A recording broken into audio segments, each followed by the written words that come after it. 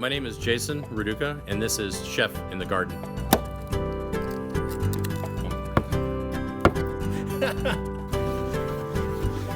Today we're going to be making a little bit of everyday bread, something you can use for the holidays if you're doing dinners, a Sunday night if you're going to be doing Sunday dinner, or even something for the weekdays for making sandwiches or for favorite toast. So we're going to get started today. We've got measured out about 6 cups of flour.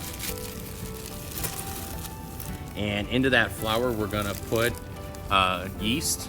This is actually going to give it the rise and give you the ability to get the bread to look like what we have here. And then it's really important, yeast likes to eat, and that's how it grows. Where you have brown sugar, there's about 2 tablespoons of brown sugar in there. We're going to put that right on top, and we're going to give that a nice little mix with our hands. It's really important to get in there and get everything mixed up. So in there we're going to put some milk, about 2 cups of whole milk. And then along with that, we're gonna put a 1/2 cup of warm water. And then we have 2 eggs. Once all that's in the bowl, you just move around the edges of the bowl, incorporating all that liquid into the flour. Then don't be afraid to break up those eggs. Get them in there. So what this is called here is this is the shaggy dough stage. They call it the shaggy dough stage because of how it looks. So if you look at it, it's not all coming together. We still have some clumps of flour. We're gonna still work this a little bit more. So we got a few tablespoons of butter here that have been cut up into some cubes. We're gonna put in a couple tablespoons of butter. So this is gonna take a little bit. So the trick is to put the butter in a little bit at a time. The butter is room temperature to help incorporate it. If you do this with cold butter, it'll just create like little chunks of butter in your dough, and you don't want that to happen. So make sure it's at room temperature. And then we're gonna keep working this dough. And what this is gonna do is this is building the strength in the dough. That way we get beautiful height and everything looks really, really nice in it. Once the butter's incorporated, this is when you go ahead and add your salt. So salt does a couple different things for you in dough. It tames the yeast, it helps it keep in control, but then it also opens the pores up in the flour so that the flour can absorb even more of that water that's in there. Salt is kind of like the volume control for flavor. So you can get too much salt in there and then it's salty, but this enhances all the flavors that are in there right now. So after you've mixed it and it goes from the shaggy stage, it needs a little bit more time in order for it to grow and to proof for you, to make sure that that yeast is working. That's why they call it proofing. It's actually proving and making sure that yeast is active. That way you don't go through all the steps and bake the bread and the bread actually doesn't rise. So after this stage, you're gonna go ahead and you're gonna take it, put it in your kitchen somewhere where there's no draft, kind of in a warm spot, throwing a towel right over the top. And we're gonna come back and look at this in about 45 minutes. So now we've waited about 45 minutes and the dough is doubled in size. So before, if you noticed, when we covered the bowl, it was all ragged.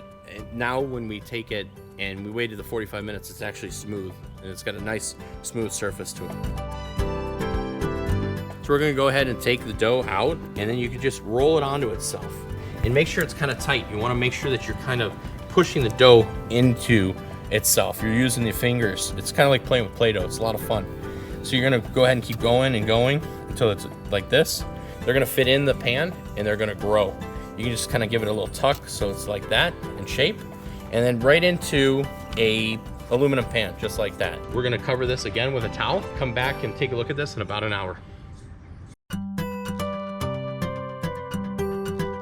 So we're gonna take our dough again, place it onto the surface, and go ahead and cut it into equal pieces.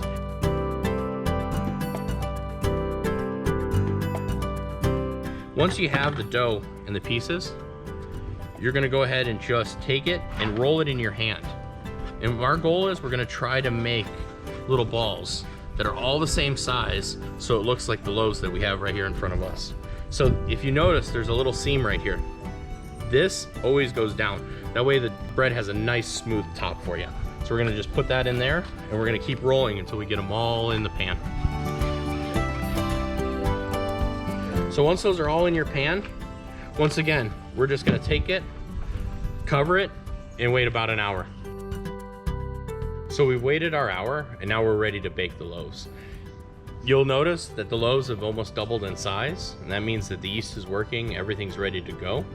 If it hasn't doubled in size, give it a little bit more time. Go ahead and give it 10 more minutes, maybe 15, and go ahead and check on it. We're gonna set our oven up for about 350 degrees and bake this for 20 to 25 minutes. Once your oven is preheated, you're gonna go ahead and carefully load the bread into the oven. And then we're gonna check on these guys in about 20 minutes.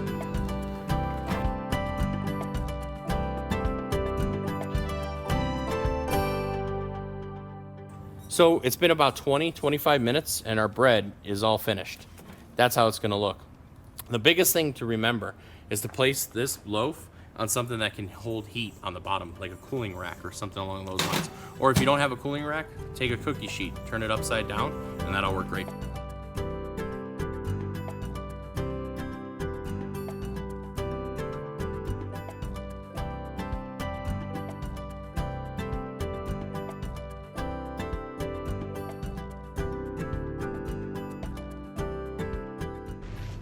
Hi, I'm Mr. Pikle.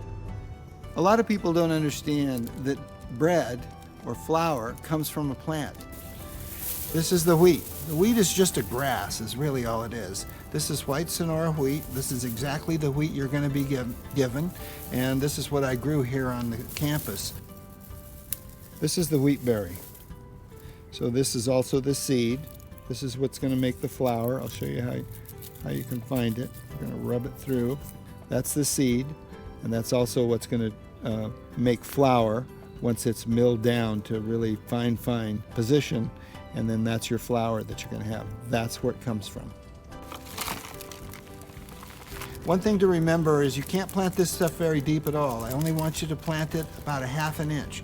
You got a bag of seeds. You only need to plant about 4 of these in here. This is about 1/2 inch. That's all you need to plant this, so it's not very deep. You can take the pencil and just push it directly down like that.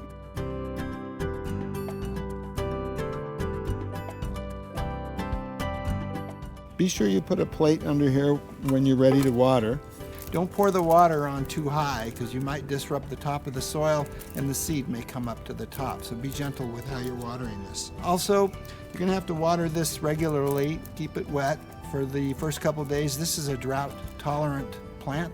So once it gets established, you really don't have to water it too often. They should pop up probably within about, I'd say about 10 days.